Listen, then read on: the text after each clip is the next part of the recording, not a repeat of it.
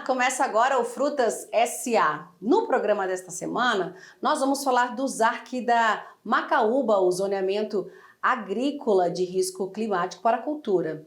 E sobre o ZARC, então, eu converso com a pesquisadora da Embrapa Agroenergia, Simone Fávaro. Minha xará, muito bem-vinda! Obrigada, Simone. Prazer estar com vocês. Prazer é todo nosso em tê-la aqui no nosso programa Frutas SA para a gente estar falando do ZARC da Macaúba. Simone, então vamos lá. Como é que foi todo esse processo e como é que é o ZARC, então, específico aí para essa cultura? Bom, o zoneamento agrícola de risco climático, né, é uma política pública, ela é coordenada pelo Ministério da Agricultura, né, e tem como objetivo organizar o sistema de seguro rural, né? Um agricultor hoje que pretende tomar dinheiro emprestado num banco para fazer a sua lavoura, se for um banco público, ele tem que ter a contratação de um seguro. E o ZARC, então, ele normatiza de que forma e onde, quando e o que plantar para que haja uma menor possibilidade de um insucesso nessa empreitada rural, né? O ZARC ele existe desde 1999 e a maioria das culturas que constam nesse sistema são culturas anuais, por exemplo, milho, soja, trigo, e nós então estamos fazendo algo, digamos que um tanto quanto inovador, né? Trabalhando com uma planta perene, que ainda está, assim, digamos que num processo de domesticação, ou seja, sendo transformado de uma planta selvagem, nativa, num cultivo organizado.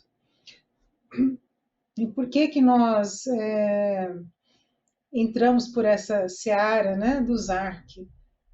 Porque a Macaúba tem ganhado um novo interesse, ou um grande interesse, por diferentes segmentos de mercado, e isso significa que muitas áreas vão ser plantadas com a cultura. E com certeza vão ser necessários os apoios dos sistemas bancários. E para isso, então, é preciso, né, que ela esteja dentro do zoneamento agrícola de risco climático. Simone, quanto tempo durou, então, essa pesquisa para se chegar, então, ao ZARC da Macaúba? Nós estamos trabalhando no zoneamento especificamente ao redor de 2 anos, né? É claro que o zoneamento ele utiliza dados de muitas outras pesquisas que já estão sendo feitas há mais de uma década, né? Mas a compilação, a organização dessas informações, ela foi feita então durante esses 2 últimos anos. As espécies, então, quando a gente fala dessa palmeira, né, seriam quantas espécies que envolvidas aí nesse estudo para o ZARC? Simone, a macaúba, ela reúne, na verdade, um grupo de espécies, né? Não é uma espécie única. E para efeitos do ZARC, nós consideramos 3 espécies. Por que essas 3? Porque são as que nós acreditamos que serão as de maior interesse econômico, são aquelas que de fato serão cultivadas e terão uma exploração, né, agroindustrial. Então, nós trabalhamos com uma espécie que ocorre mais ali na região do Mato Grosso do Sul, indo ali para o Pantanal e Mato Grosso, que nós chamamos de Acrocômia totai. Ela tem uma característica interessante, se você me permite, é o tamanho do frutinho. Ó. É um frutinho assim, relativamente pequeno. Depois eu vou pôr um outro junto que vai ficar mais fácil a comparação. A outra espécie que nós trabalhamos, ela ocorre em regiões mais secas, em alguns lugares do Nordeste, e ela chama-se Acrocômia intumescens. Esse nome intumescens, ele remete a algo que tem alguma coisa mais inchada, mais gordinha, né? E é porque o caule dela forma uma barriga inclusive lá na região o pessoal chama mesmo de macaúba barriguda, né? Então ela tem uma importância bastante grande por ser de ocorrência em regiões com menor disponibilidade de água. E por fim, nós trabalhamos com a Crocomia aculeata, que é aqui a espécie mais distribuída aqui no Brasil. Você vai encontrar em Minas, em São Paulo, Tocantins, Goiás, Distrito Federal, também em algumas regiões de São Paulo, né? E ela tem um fruto assim um pouquinho maior, ó, só para vocês entenderem, olha a diferença aqui, ó, de uma totai e de uma culeata, né? Então são tamanhos diferentes. Mas existe também uma variabilidade entre esses dois tipos, tá? Então existem mais espécies, assim, do ponto de vista botânico, mas nós elegemos essas três porque são as mais significativas no território brasileiro. Então, Simone, com o ZAC, o nosso produtor ele vai ter condições de saber aí as regiões mais favoráveis para o cultivo, não é? Exatamente. Essa é a ideia, né? No caso da macaúba, por ser uma planta perene, nós não trabalhamos com época de plantio, mas sim com a localização. Então, o que o ZAC da macaúba apresenta? É possível você olhar todo o território nacional e ver em quais regiões cada uma dessas três espécies que nós comentamos apresenta melhores chances, né, de terem sucesso no seu cultivo. Então, no Zarque da Macaúba, ele, ele foi preparado para contemplar essas três espécies, porque como elas ocorrem naturalmente em regiões diferentes do Brasil, é óbvio, né, espera-se que para o seu cultivo elas também vão ter melhores desempenhos em locais com características climáticas mais similares, né? Então, o ZARC ele apresenta essas características de clima, solo e as necessidades da cultura, considerando as especificidades, ou seja, as necessidades particulares de cada uma dessas espécies. Uma cultura perene, como você falou, mas que está nessa fase, então, de domesticação, não é? E com o ZAC, como a gente está falando agora aqui, possibilita, então, essa possibilidade para os produtores nesse cultivo, não é? Nessas regiões onde essas espécies aí que você falou, elas seriam mais aceitas, não é? A gente fala aí solo, enfim. Então, nessa fase de domesticação, quando a gente tem o ZARC, a gente vê essa possibilidade, é um ganho a mais, não é? Porque da macaúba é da polpa a semente, né, que pode se aproveitar, não é, Simone? Exatamente. O ZARC ele é uma ferramenta, digamos assim, né, de apoio à estruturação da cadeia produtiva. O ZARC por si só não é o que vai permitir o processo todo de domesticação. Ele auxilia, primeiro porque mostra para os investidores que há uma seriedade, há um enorme potencial na cultura, né? Não é algo que apenas estão discutindo uma possibilidade, mas é uma cultura que realmente tem esse potencial de se tornar uma importante fonte de óleos aqui para o Brasil. E tendo essa, digamos que esse esteio, né, esse pilar de uma política pública de âmbito nacional, né, que se importa, que voltou o seu olhar, que grupos de pesquisadores, né, se empenharam para emitir o ZARC da Macaúba, e isso demonstra para toda a comunidade de investidores, por exemplo, que realmente é algo que o nosso país acredita, né? E a Macaúba, além dos óleos vegetais, ela é uma produtora de uma vasta quantidade de biomassas, que nós chamamos, né? De materiais diferentes vegetais, né? Vou recorrer de novo aqui a uma ilustraçãozinha. Esse daqui é um frutinho de macaúba que já está cortado. Ele está velho, infelizmente, né? Mas nós vemos aqui as partes de fora, a casca, depois a parte mais de dentro, que é a polpa. Quando o fruto está fresco, assim, colhido, essa polpa é alaranjada. Depois vocês podem ver que tem uma parte preta, como se fosse um caroço de pêssego, que nós chamamos de endocarpo. E por fim vem a amêndoa. Então, o óleo da macaúba nós retiramos da polpa e também da amêndoa. Mas temos todas essas outras biomassas que podem ser utilizadas. Por exemplo, só o endocarpo ocorre uma produção por hectare da ordem de 7 a 8 toneladas. E esse material, ele tem uma característica muito interessante, ele é muito denso, muito duro. E isso fornece uma grande quantidade de calor, né? Ele fornece mais calorias, se for queimado, por exemplo, do que o próprio eucalipto. Então, um dos usos poderia ser a geração de calor ou mesmo de energia elétrica por meio de uma termoelétrica, né? A casca, há exemplos de empreendimentos que processam a macaúba no nosso país vizinho, aqui no Paraguai, onde toda a produção de vapor utilizada na extração do óleo é provida somente da casca. Então, são muitas biomassas. Ah, sim, também. Depois que nós tiramos o óleo, aquele material que sobra, né? Algumas pessoas chamam de tortas residuais, também são materiais muito importantes. Por exemplo, pode ser utilizado para nutrição animal e também para nutrição humana. Por que que eu falo para nutrição humana?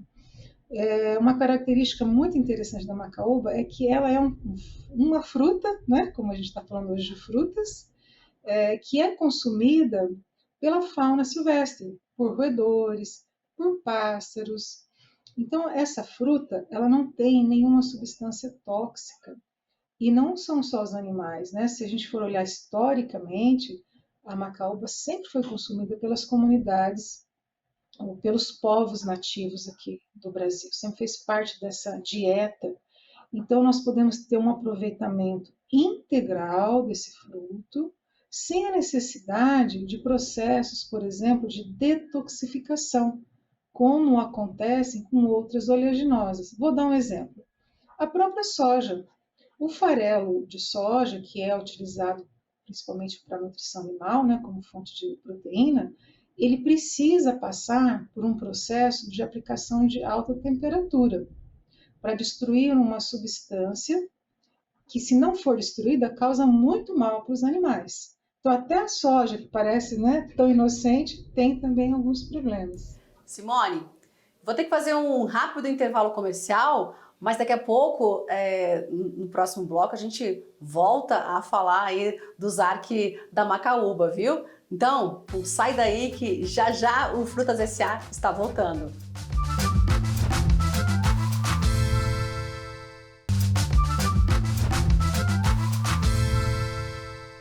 Estamos de volta com o Frutas S.A. E no programa de hoje nós estamos falando dos arque para a macaúba. Estou conversando com a pesquisadora da Embrapa Agroenergia, Simone Fávaro. Simone, no bloco passado nós falamos muitas coisas em relação aos arque. Nessa relação, quando a gente fala que os arque é uma possibilidade de expandir cada vez mais a cadeia e das possibilidades, né, do lado positivo que a gente vê, e você citou que a macaúba, ela pode servir também como ração animal. A gente vê que as commodities aí, né, em relação a soja, milho, quando sobe, enfim, vai dificultando um pouco a vida do nosso produtor em relação a custos, né, custos de produção. Chegando no mercado, essa possibilidade aí da macaúba também favorecer, né, ser usada em ração animal, a gente vê também aí outras possibilidades como a cadeia energética, né, a gente vê também o biodiesel chegando aí, aumentando de B12 para 14 agora, a expectativa grande é essa do setor, ou seja, são muitas as vantagens quando a gente fala da macaúba e usar que todo nesse contexto ajudando a cadeia, não é? Com certeza. No processo de elaboração dos ARC, né, era um processo bem participativo, né, nós contamos com o apoio direto da Universidade Federal de Viçosa, do Instituto Agronômico de Campinas. E o que nós, assim, foi muito bom esse trabalho em conjunto, porque cada um trouxe a sua experiência e nós podemos, assim, de uma forma bastante tranquila hoje, dizer as regiões onde a macaúba pode ser cultivada com uma boa chance de sucesso, né? E também prevenindo algum empreendimento numa área cujo risco excederia um limite razoável, né? Um limite aceitável de segurança de investimento. Então, isso ajuda os investidores, por exemplo, a selecionarem áreas para o cultivo. Mas nós fizemos também o ZARC para sistemas irrigados. E isso, obviamente, então, ampliou muito a área de cultivo da macaúba. Ficaram restritas mesmo aquelas áreas com temperaturas mais baixas, onde já não há a ocorrência de macaúba nativa, né? E isso então auxilia, por exemplo, vamos imaginar uma empresa que queira adquirir 10 mil hectares para iniciar um empreendimento, né? Utilizando uma área de pastagem com algum nível de degradação. Olhando os mapas do ZARC, isso vai auxiliar a definir, então essa região é uma região propícia, é uma região de baixo risco, ou não, eu quero investir numa região cujo valor da terra é menor, porque é uma região mais seca, mas eu posso utilizar irrigação, com irrigação viável, né? Então, o ZARC, ele auxilia nessas tomadas também de decisão de a parte de terras, né? A parte imobiliária, onde instalar esses novos cultivos. Quando você fala aí na recuperação de áreas degradadas, a possibilidade, então, do plantio da macaúba, porque o governo ele tem o projeto, né, a expectativa de 40 milhões de áreas degradadas, torná-las, então, áreas agricultáveis. Então, existe essa possibilidade aí quando a gente fala da macaúba. Seria isso, né, Simone? Com certeza, né? Nós nunca imaginamos que vamos derrubar uma área ativa para a instalação de um macaubal, né? Principalmente considerando que o Brasil tem esse número muito grande de áreas que já foram, né, antropizadas, que já foram desmatadas, não foram bem conduzidas e acabaram com algum nível de degradação. Então, o que nós assim imaginamos que vai acontecer com a cultura da macaúba, ela vai ocupar esses espaços, trazendo recuperação para essas áreas e, sobretudo, Simone, porque a macaúba certamente não vai ser cultivada como uma monocultura. Ela vai ser trabalhada em sistemas integrados, quer seja com pastagens para a pecuária, quer seja com lavouras anuais ou até mesmo com outras espécies arbóreas, né? Uma combinação muito interessante, por exemplo, é a macaúba com café. O café, originalmente, é uma planta de subbosque, ou seja, ele precisa de uma sombrinha. Então, a macaúba pode ser uma provedora, né, desse sombreamento para o café. Então, nós acreditamos muito na cultura da macaúba nascendo dessa forma, né? Sem desmatamento, em sistemas integrados, né? E dessa maneira, nós vamos ter uma conformação, uma configuração do nosso agronegócio muito positiva, do ponto de vista ambiental, do ponto de vista econômico, que são sistemas com mais entradas de rendas, né? Você otimiza o uso do solo, e também do ponto de vista social, porque são sistemas que demandam mão de obra qualificada, são sistemas que envolvem a indústria junto, é sempre um sistema agroindustrial. Então, a gente fecha, né, esse tripé tão importante da sustentabilidade, do econômico, do social e do ambiental. É como você falou, né, Simone, mais segurança para investimentos, mais possibilidades, todas essas que você falou, sombreamento para o café, integração com o sistema ILPF, Lavoura Pecuária, ou seja, quando a gente fala da macaúba, olha quantas possibilidades podem surgir, não é mesmo? Quando a gente fala no agro totalmente sustentável. Simone, macaúba é o nome usado em todas as regiões ou existem outras formas de chamar? E eu queria saber, uma árvore adulta, ela pode chegar a quantos metros? Olha, na verdade, o nome varia bastante de região para região. Se você for ali para o Mato Grosso do Sul, ou mais para o sul do Mato Grosso, é bocaiúva, né? Ninguém, se eu falar macaúba lá, talvez não vão entender muito bem. Algumas regiões, por exemplo, do Nordeste, chamam macaíba. Aqui na região central, onde eu fico, né? Muitos chamam de coco-babão e assim vai. Então, são os nomes locais, eles variam bastante. Uma árvore adulta, ela pode atingir até mais de 12 metros, né? Nós vemos aí plantas que acreditamos ter mais de 100 anos, ainda produzindo, e são bastante altas. Aliás, essa é uma característica, se você me permite, né, fazer um comentário, é muito importante para os sistemas de integração lavoura, pecuária e floresta, que é a característica de ser de uma palmeira, a largura da copa, ela não muda a partir do mais ou menos do quarto ano do seu desenvolvimento, ela vai manter aquela largura da copa para o resto da sua vida. Ou seja, não vão ter ramos, então eu não preciso fazer podas. E conforme a árvore vai aumentando em altura, vai acontecendo maior entrada de luz no sistema, porque a copa sobe e permite mais entrada de luz. Então, isso é muito positivo, né, para esses sistemas de integração. E uma comparação também interessante é que a largura da copa da macaúba é menor do que a copa do dendê, ou palma de óleo, como também falam aqui no Brasil, né? É bem menor. Isso facilita a integração mais para a macaúba do que para o dendê. O dendê tem a natureza dele, ele é uma planta mais robusta, uma planta maior, né? Então você precisaria pôr um número de plantas por hectare bem menor de dendê do que em relação à macaúba, para permitir esses sistemas de integração. E para a gente já ir finalizando, Simone, a palmeira toda, quantos frutos, né, podem dar nessa árvore que você falou que tem um tamanho bem considerável? Simone, isso também varia muito, né? Nós temos aqui registros de plantas com mais de 5.000 frutos, né, por árvore, né?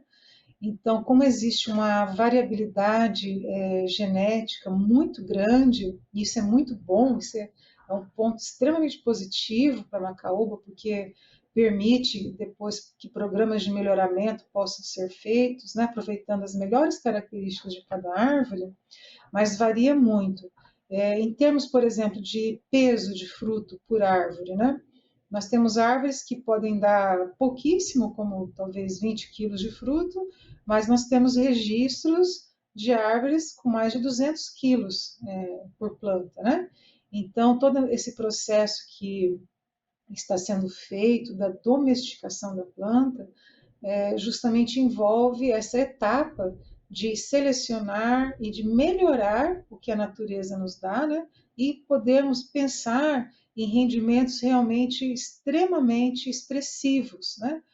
Hoje, se nós trabalharmos com plantas de um plantel nativo, eu diria assim que há uma expectativa aí em torno de 3 toneladas de óleo por hectare, né? Mas se nós trabalharmos já com uma população já mais selecionada, nós já podemos partir para 4 toneladas de óleo por hectare. Se partimos para um programa de melhoramento, isso vai aumentando, né? É o que você vê em todas as culturas, quando você olha quando a soja começou a ser produzida, o que ela expressa hoje, né? Bem diferente. Então, tudo vai mudando em função dos programas de melhoramento que são realizados. Tá certo. Simone, eu queria muito agradecer a tua participação hoje aqui com a gente no Frutas SA para falar do ZAC da Macaúba. Muito obrigada, viu? E até uma próxima oportunidade para a gente voltar a falar aí da Macaúba, né? E do processo todo aí, quando a gente vê, observar o cultivo nas regiões aí do nosso país. Viu, Simone? Obrigada mais uma vez e até uma próxima oportunidade. Eu agradeço em nome da Embrapa e espero que a gente possa sempre dar essas contribuições muito relevantes para o nosso país. Até uma próxima, Simone. Obrigada. E obrigada a você pela companhia, pela audiência aqui no AgroMais, um canal totalmente dedicado ao agronegócio 24 horas. E esse foi o Frutas S.A. dessa semana. Muito obrigada e até uma próxima oportunidade. Tchau, tchau e até lá.